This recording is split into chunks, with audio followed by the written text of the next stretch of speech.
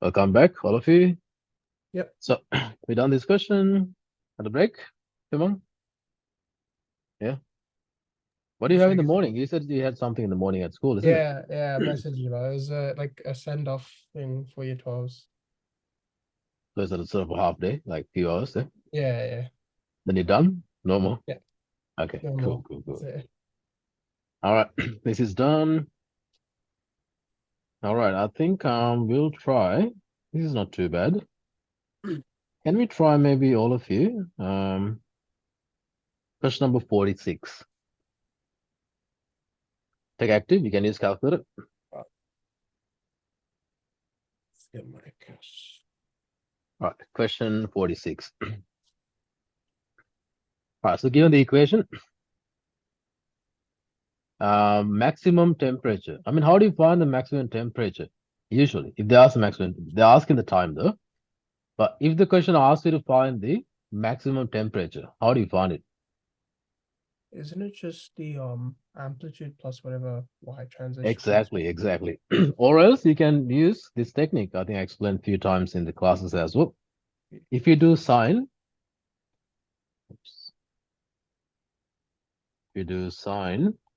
could be anything inside. And you see sine is always lowest is -1, highest is +1. And same for the cos. It doesn't matter what's inside,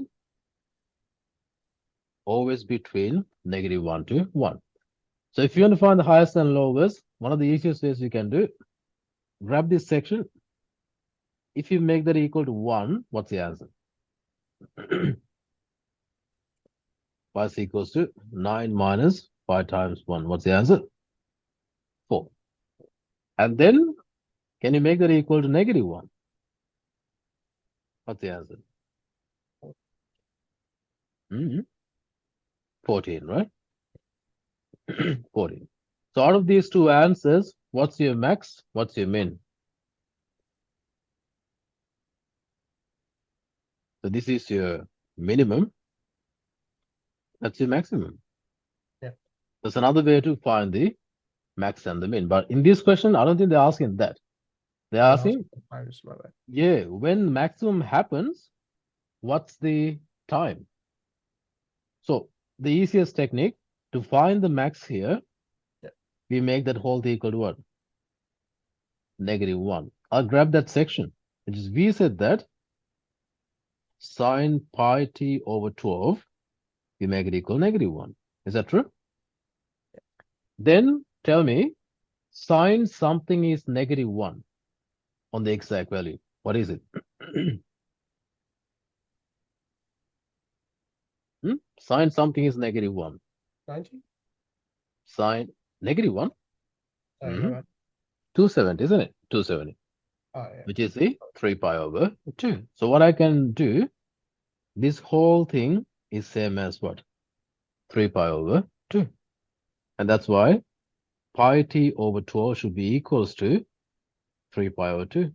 And now just solve for t. And that's the fastest way. And also this is the way if you need to do manually in the exam 1. We cancel the pi. And then t is equals to 3 times 12 divided by 2, which is 18. So 18 hours. So if it is 18 hours, what time is it? Does t start after midnight? So t equals 18 means what time?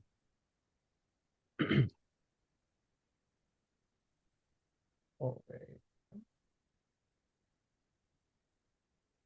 T equals 18 Mhm. means, is it 6 p.m.? Yeah. 6 p.m., isn't it? Yeah, 6 p.m. That's all. So you can use calculator, you can draw a graph, you can do any method, that's fine. But good to know this technique because we do get these questions in the exam 1 as well. Yeah. Yep. Perfect. All right, next question also something different. Easy question. They asked you to find the rule. So to find the rule, I mean, I wrote that before. What's the general rule for the cos? y is equals to a cos n bracket x minus b plus c type. So you can clearly see this is your median or the mean of the graph. That's your highest. Is 2.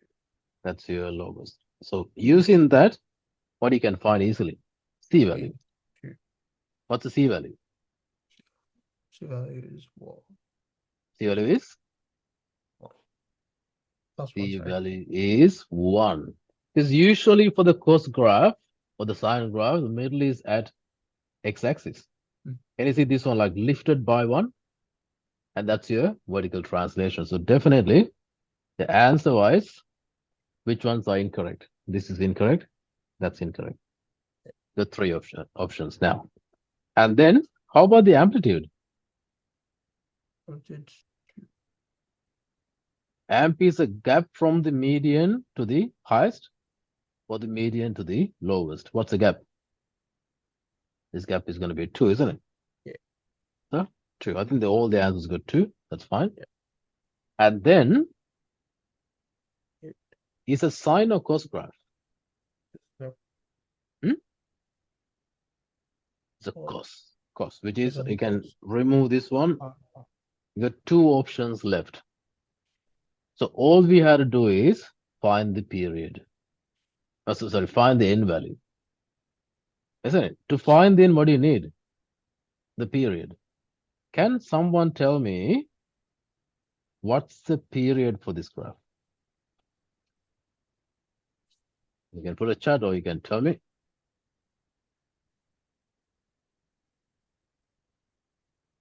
So from where to where is the period in this graph? If I erase these ones. The period is from, like example, like from there to there is a 1 period, isn't it? Yeah. But do you know what's the value though? I think that was like a formula 2 pi over n close to what, like? Yeah, to find the period, that's going to be 2 pi over n. But do you know what's the p value though? Otherwise you can't find the n, isn't it? Yeah. Because all you have to do is looking for the n. But to find the n, we need the p. What's a p? Or what's a period? But the Like time for one full cycle? yeah, full cycle. What's the value though? Do you know what's the value of the period? It's a 1 cycle, yes. But do you know what's the value? No. No, that's a tricky part of this question. See, like if you know the value here, it's so much easier. You can just say that's the p value. But this question doesn't mention that. In that case, the trick in this question is, in this full graph, can someone tell me how many full periods we have? How many altogether? We start from here. Can you see from there to there? Yeah, 1 5. period. So 2 periods, 3, 4, and 5.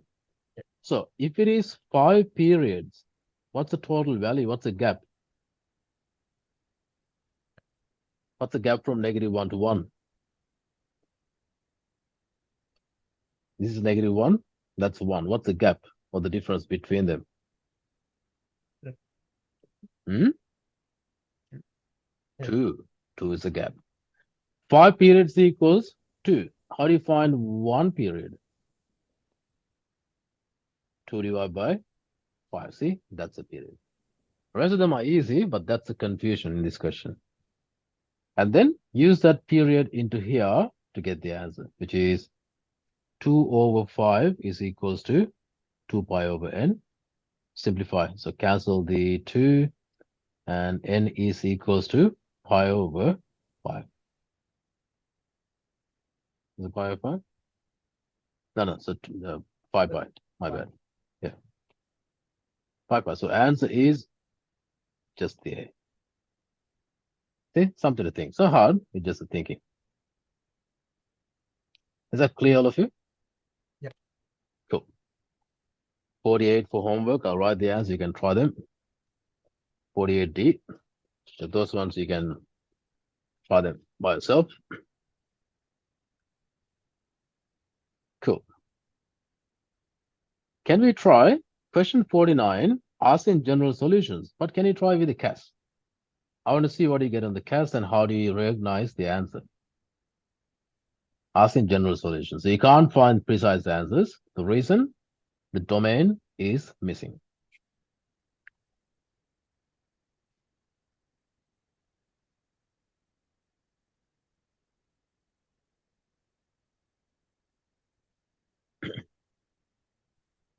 Let's see who get the answer for that.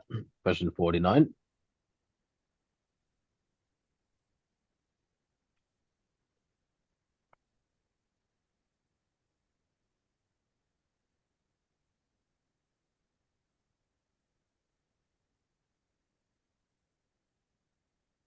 If you get the answer, just tell me. Just type it in, solve for X. You'll get the answer. Maybe some calculators you get different format. You need to rearrange. And make sure CAS is in radians though. It can't be decreased. Oh, constant one.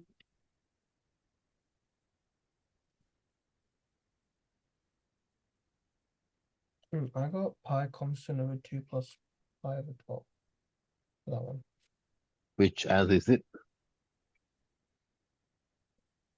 Could you say Can you again, see sorry? the answer? Yeah, that's what I got when I did solve cos 2. So can you see your answer in the list or not? Plus pi 2.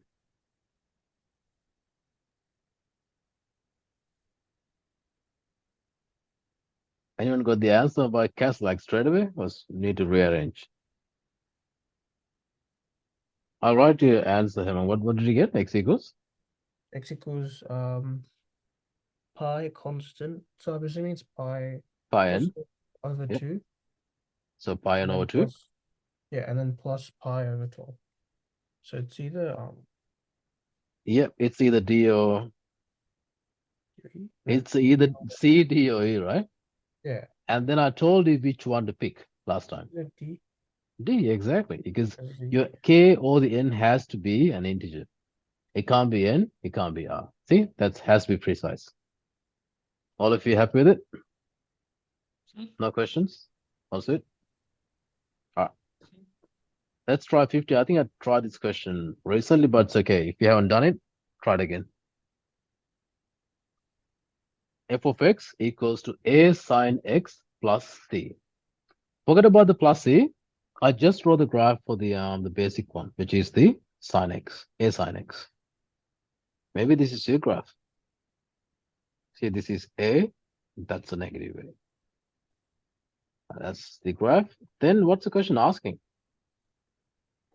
A is a positive number. They're asking if or then f of x is less than 0 for x values. They're asking what's going to be the connection between it. What does it mean by f of x less than 0? Anyone?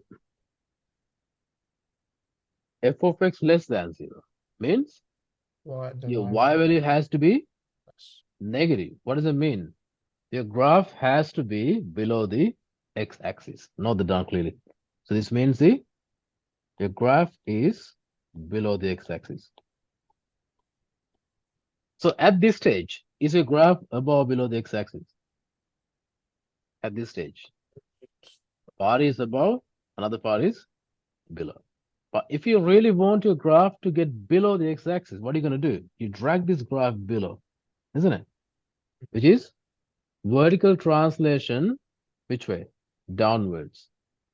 What if I write my equation as this? Y is equals to a sine x minus a. What does my graph looks like? Anyone? I will get a graph. The x-axis. Yeah, something like this one, isn't it? Yeah, but that's not right. That's not all right. Why? Because it says Still not below. Still it's not touching the x-axis. So you have to go slightly below that. Yeah. So what's your C value has to be then? has to be greater than negative. It has to be greater than negative a. If it is But greater less than than- negative than a, less than which that. is you get something smaller than negative a, then Yeah, your that's graph will get something like this. Yeah? Yep. So has to be what? More negative than the negative way. Does it make sense? Less than negative. Yep. Yeah. Okay. So C has to be less than negative way. So answer is A. See, these questions are easy just to analyze it.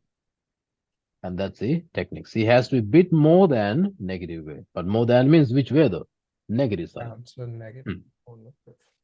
Perfect. We got the method. And question 51, keep for homework. That's an easy question. You can use CAS fully. And the answer is E. Answer is E.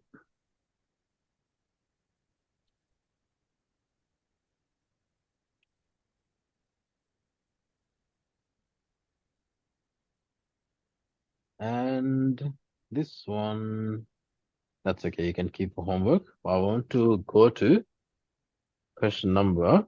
I'll get into a bit of the log and exponential. And that's the last part of the functions. This is an easy question, but trick question. You can get these questions in the exam 1, which is in page number 34. Go to page 34, all of you.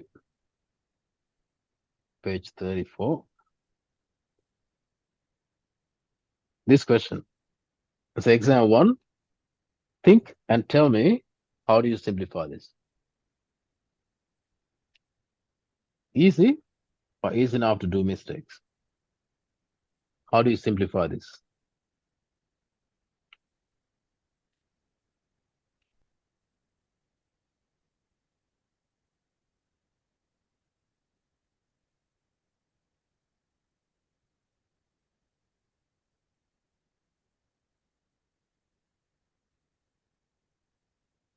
Anyone?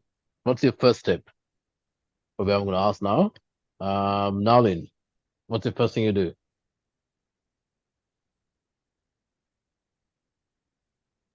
Can you move the x with the negative power to the top? So if you do the first term, can you tell me what it looks like? And I'll write it. 3x over 2. 3x over 2. And you're going to say plus this one is x over negative 2. Negative 2, yeah. Are we all happy with that step or any concerns? So I'll keep this as option until we get another answer. Then you can compare. Maybe ask. Rayon, what do you think? Do you cross multiply? Cross multiply. So keep in the negative powers. Yes. Maybe you can cross multiply, that's fine. But still keeping negative powers is going to be a bit tricky later on. Can you think of making the powers positive first? Yeah, think. Maybe Hemel? I was thinking what she said 3x over 2. So this one, right? So one option. Yeah, I was thinking. And Sanatvi, what do you think your first step going to be to make the powers positive?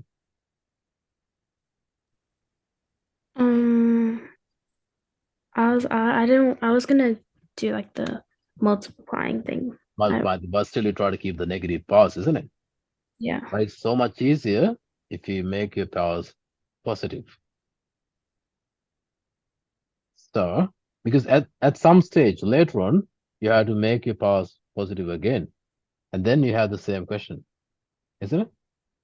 Because when you multiply, you might get like bunch of negative powers on the numerator and denominator. Then how do you simplify? At that scenario, a bit more complex. It's going to be more places. So, any other method? Anything else? Or are you happy with what we wrote? Mehul?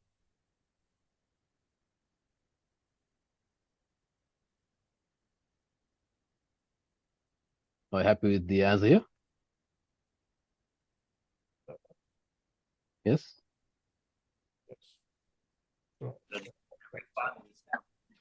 No. I don't know, to be honest. That's okay. So pretty much, this is incorrect. This is Sorry. incorrect.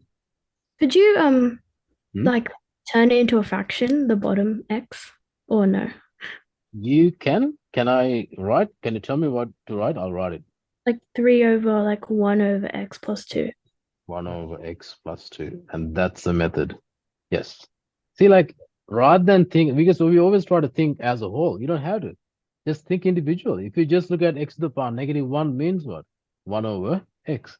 Because you can't do this, the reason, Nalin, because you have a plus 2.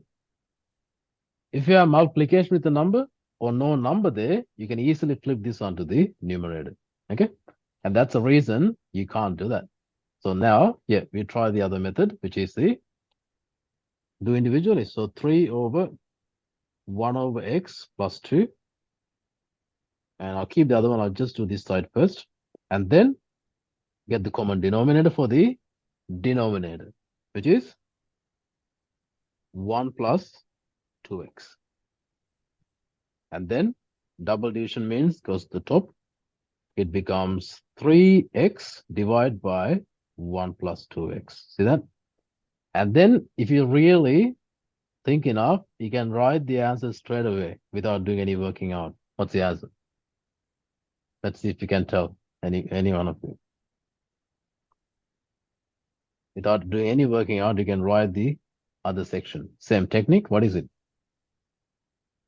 Do you want to try any one of you? 1 minus 2x. On the top, it's just the x. You can work it out, but this is what it is.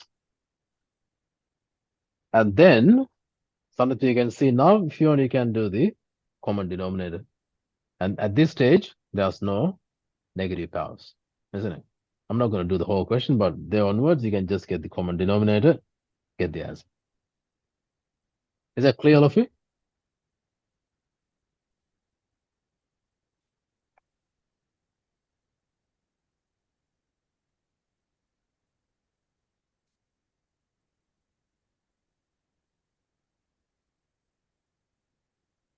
All right, let's move on.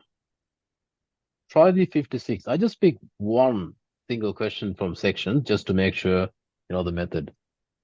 Read and write at least first or second step and tell me, are you okay with that? Just question 56. Yes, 56. You're gonna do actually all three of them. Yeah, cool. And they're all take free. Yep. Mm-hmm.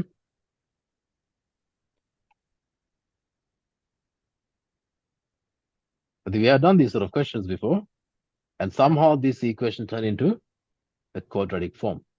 But this one, there's something else beforehand to simplify. What is it? The 4x need to be right in this form. See? This one also, you need to think this way, otherwise you are in trouble. So don't ask me how I get this. You need to have the practice there. So do 1 or 2 questions, and that's the pattern looks like. There's a bit more practice here needed. And then I can rewrite this step. This is 2 to the power x squared. And then this one 2 to the power 3, which is 8. Plus 16 is equal 0. And now, what's the next step? The let thing. Let maybe a is equals to 2 to the power x, isn't it? Which is a squared minus 8a plus 16. What are the factors?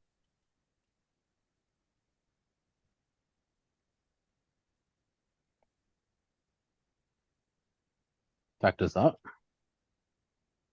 I think just the negative for both of them, right? Yeah. Which is a is equals to 4. I don't think they're asking the a value, so make sure put back the 2 to the power x. So 2 to the power x is equals to 4. What's x equals to? 2 to the power 2, which is 2, isn't it? So x is equals to 2.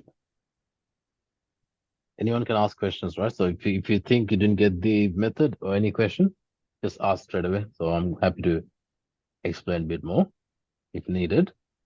With no questions, I assume that you all get it.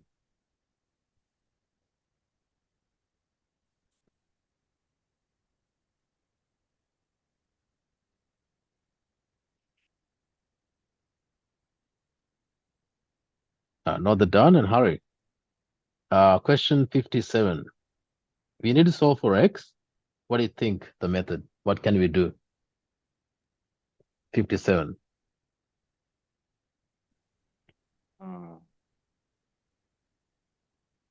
The x in the denominator on the power. So there should be a way to do that.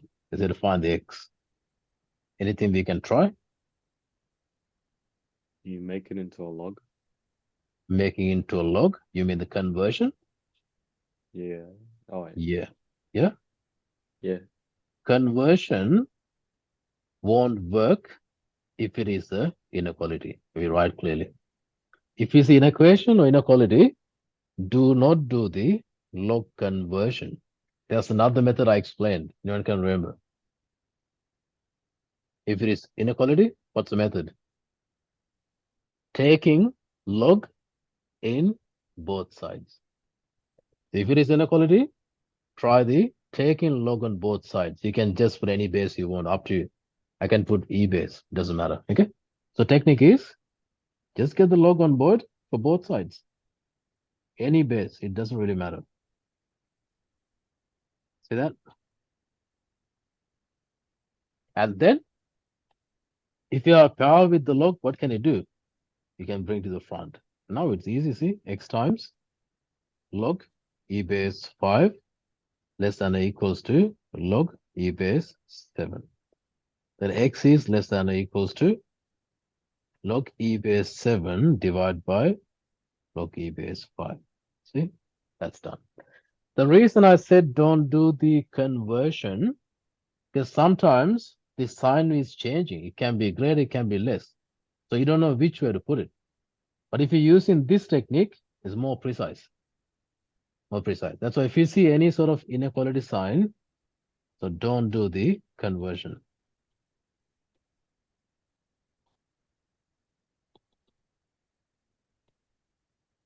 Rather done clearly, then I want all of you to try 58. You can use the same base, that's fine.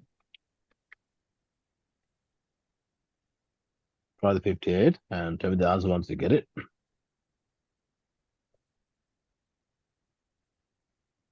These all text-free questions, so no calculator. I will get the answer. Who's able to tell me the answer? Maybe. What's missing? General missing? Okay, general's not there. Dulaj, what's the answer?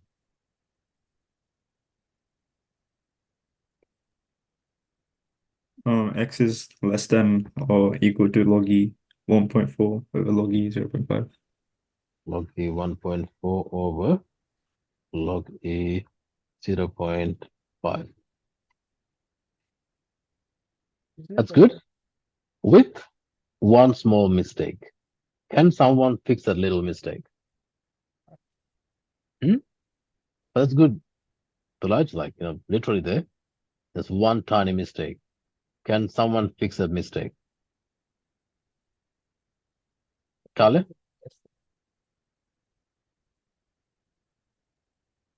You need to flip the inequality You need to flip the inequality. What's the reason? because you're dividing by 0.5, which is Exactly. negative. Exactly. You should know by theory, log e base 0.5 is a negative number. So as you divide by a negative number here, this should change into other way around. The reason we know that log any base, if your number inside here is in between 0 to 1, your answer is negative. And if your number inside here is greater than 1, then answer is positive. So you should know by heart. Cool. That's the answer. Not the done. We got the method.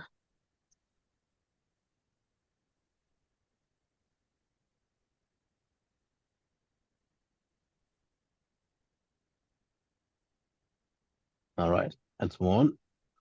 Just can you write these two equations? We can remember. General equation for the exponential and the log. If you're not sure, just note that down, make sure memorizing. It's so much easier for the questions. So a times e to the power k x minus h plus k. And that's for the exponential, and write for the log as well. Y is equals to a times log e base n x minus h plus k. So by looking at the first general equation, how do you find the asymptote? And also for this one, how do you find the asymptote? So for the exponential, we only have one asymptote, and likewise, log we only have one asymptote. So what's the first one? Anyone? For the exponential, we only have y asymptote, which is just simply grab this whole lot, make it equals to y. Y is equals to k. That's a method. And for the log, it's opposite. You grab whatever inside here, make it equal 0. So x is equals to h. So that's the method to find the asymptotes. You know the shape anyway, isn't it? For the exponential looks like this way, basic one. The log graph looks like this way.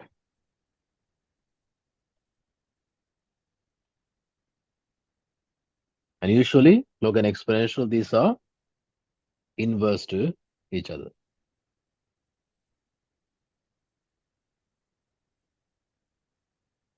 Cool, note that down.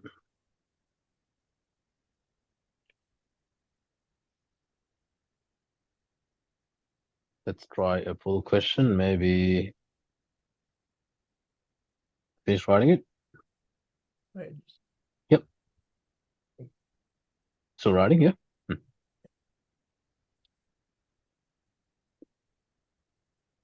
Once you finish writing it, and all of you can try the question number 62, and it's a tech-free question.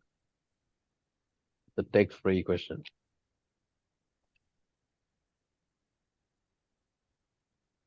This one. So it's given the log. What are we looking for? Clearly label. So make sure label everything.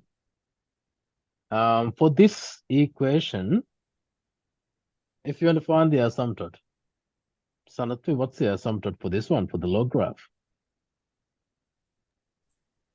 5. Like x is equal to 5. X equals 5. Sounds good. And then maybe draw the x equals 5. And in terms of, I'll ask the same question from you again, Sanatvi. By looking at the graph, can you explain any transformations we have? Anything? A reflection in the y-axis. In the y-axis, perfect. And then the translation 1 unit up. Yes, it is. And then translation 5 units right. Translated 5 is to the right. Yes, it is. Oh. That's, I mean, that's usually showing on the asymptote anyway, isn't it? Yeah. Yeah. Anything else apart from that? And that's all, eh? Yeah, that's it. Yeah, once you draw the asymptote, eventually you can see the translation. And of course, yes, the graph is going upwards by 1. Perfect. It's good. So, yeah, based on that, you can draw the graph and then label the intercepts. So you said x equals 5, so roughly somewhere here.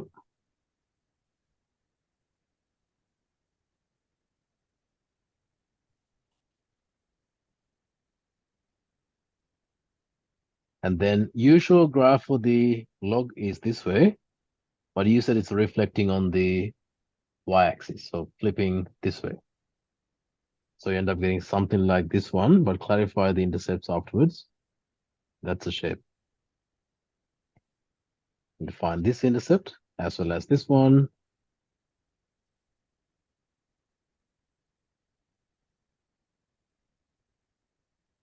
Okay, find the x and y intercepts. Keep them in the exact values. That's totally fine. To find the y-intercept, make x equals 0, which is log E5 plus 1. Okay, so this point is 0, comma log E5 plus 1. And then how do you find the x-intercept? Solve it. Like, Yeah, make y equals 0, isn't it? So which means you end up getting 0 is equals to log E 5 minus x plus 1, and then you just make- take 1 to other side, and then which just is convert negative it. 1 equals to log E 5 minus x. And what's next, Emma?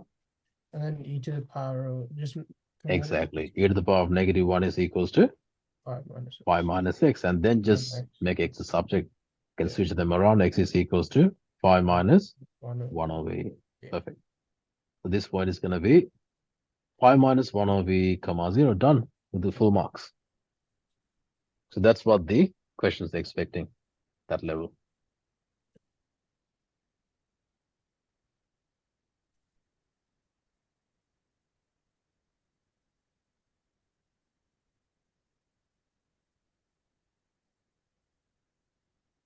Perfect. And then part B. Find the rule for the inverse function. How do you find the inverse? Switch the x and y over and then make y the subject. Can you get a try and find the inverse? General is back. Hi, General. Hi, sir. Good, good, good. I was asking so many questions and you're missing. Now I was thinking, where's General? Now I find you. Cool. We're on the question number 62. So part B. Find the rule for the inverse function f to the power negative 1. So which is, yeah, find the inverse. If you get the answer, I'm happy to have a look. And don't forget to write the f to the power negative 1 in the answer. Don't just say y. Tell me what's the answer for the part B.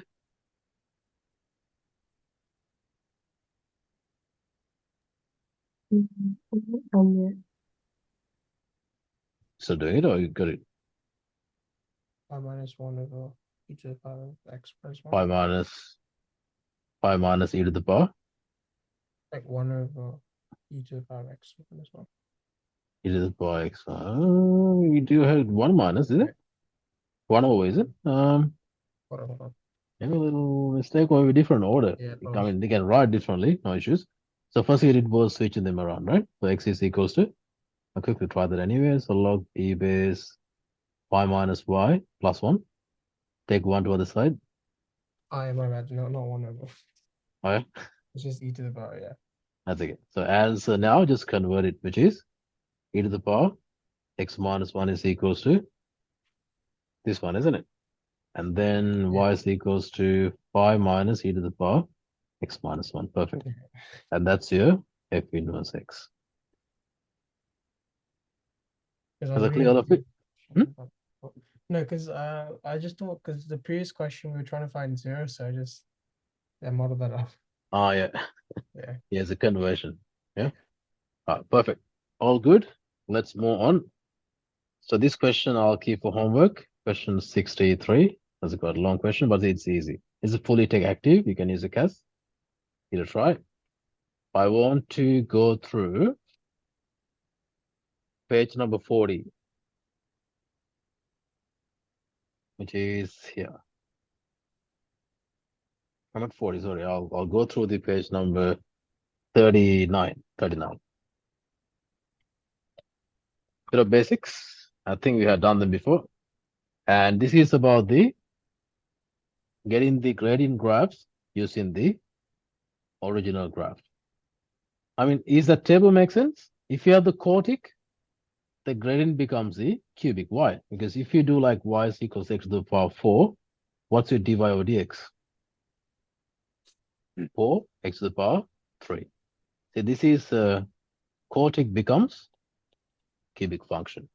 So if it is a polynomial, so gradient always getting 1 power less than the original, isn't it? Now, based on the fact, can you try the question 64, number 1?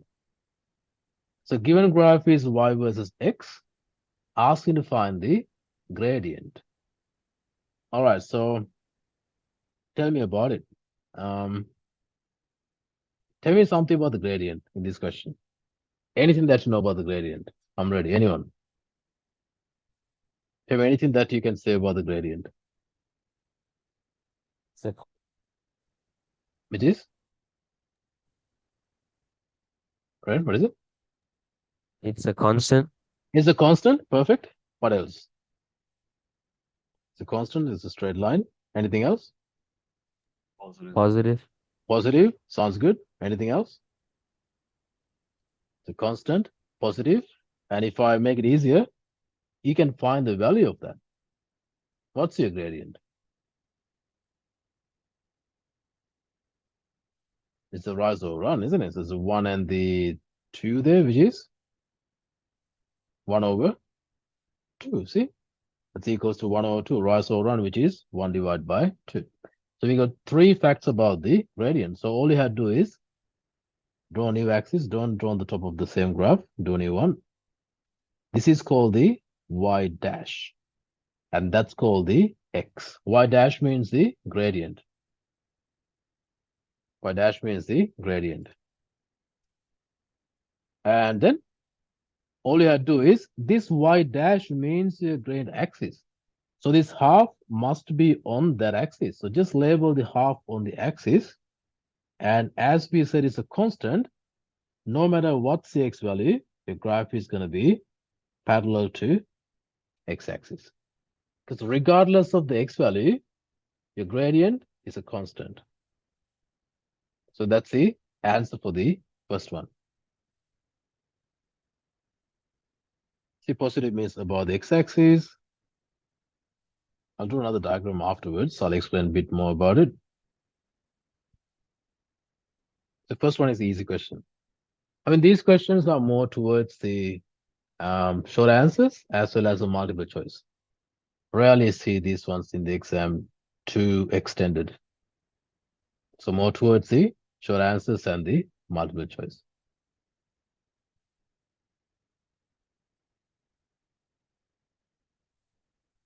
All right, let me explain something beforehand. Maybe you're gonna write it. Can I write somewhere here? You can draw them as well, all of you. It's good to get this sorted. So if I explain this a bit more clearly, if I have this is y and the x, what does it mean? That's the original y and the x. And sometimes you can get y dash and the x, and that's the gradient and the x-axis. So if we have the y versus x, if we have a graph this way, what is it? Positive gradient. If you got a graph something like this, negative gradient. If you graph this way, 0 gradient. But that's for the y versus x. But if you do the y dash versus x, any graph section you have above the x-axis, it doesn't matter what it looks like, anything above the x-axis is a positive gradient.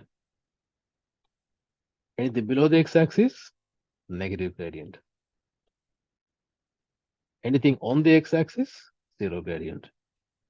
So don't get mixed up, 2 different things. It's based on the axes. X versus y, very usual. So y dash versus x, anything above is the positive gradient. Just note that down, and then we'll try the next question. Oh, good. Let's move on. Shall we try? Just maybe we'll try one question. Maybe try the number 2. So the given graph is the y versus x. So can we analyze the gradient first? So from left to right, can you tell me what's happening with the gradient? Nalin? Gradient? I'm sorry, could you repeat that? Yeah, when you look at the graph 2, starting from left-hand side to right-hand side, can you tell me what's happening with the gradient or the slope? Negative, Negative, and then? and then 0, and then positive. Perfect, sounds good. If I write a bit more precisely, I will say when x is less than 1, what's the gradient? Negative. At 1, what's the gradient?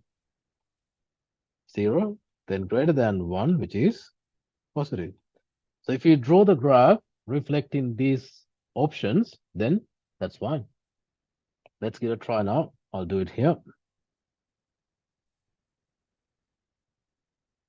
This is y dash. This is the x. And then we know something is happening at 1. So I'll label the number 1 and then draw a dotted line. Now analyze it. When x is less than 1, I'm talking about this whole section. What's the gradient? Negative.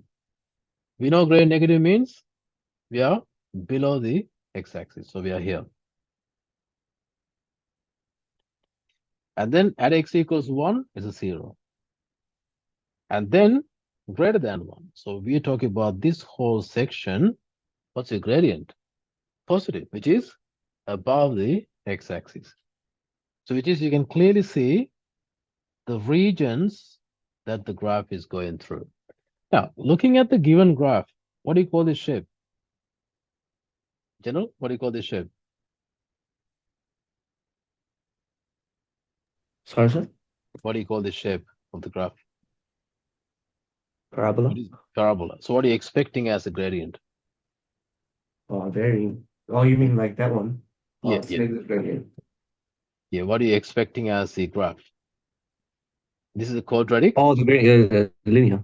Linear, exactly. So that's why using the given region, you can just draw the line going through this region. See, this is the answer. So parabola becomes linear. Parabola becomes linear. So that's the technique. Any questions, anyone with it? Is that all clear? You can't find the equations precisely because not much information given, but we can just get the shape and where it goes through. So that's all we can do.